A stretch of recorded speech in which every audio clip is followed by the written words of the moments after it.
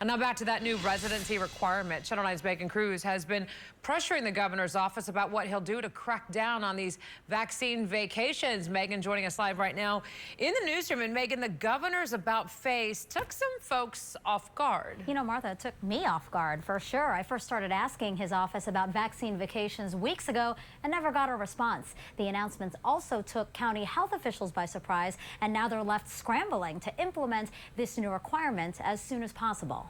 You can tell by the pictures behind Kiani Fernandez that family is important, and it's important to them to keep her grandmother safe. They've been trying for weeks. It's extremely frustrating To get the 81-year-old a vaccine appointment, but spots have been limited and they haven't been lucky. That's why Fernandez was furious when she saw our story last week about how the governor could, but hasn't, limited doses to just residents. As of today, more than 37,000 people from out of state have been vaccinated here. If they're solely coming for the vaccine, I think that's ridiculous. The governor in Jupiter yesterday said the vast majority of those folks are Florida residents, at least part-time. But now, to make sure, he said this very briefly hours later in Cape Coral. We're only doing for Florida residents. You got to live here, you know, either full-time or at least part-time. Seminole County's emergency management director says he only found out a few hours before us. The way that they put it to us is that they own or rent property here in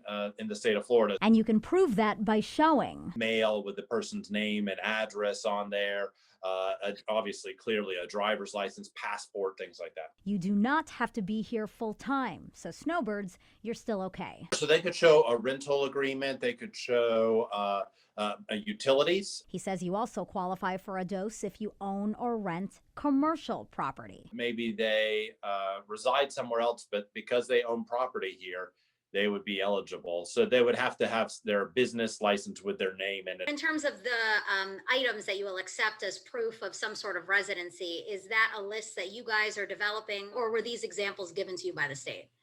No, so they said that they needed to prove it in any way, and they said you come up with the idea. He said he knows this new requirement applies to state-run sites. So do hospitals then have to do this? They were not part of the call, so I don't really know.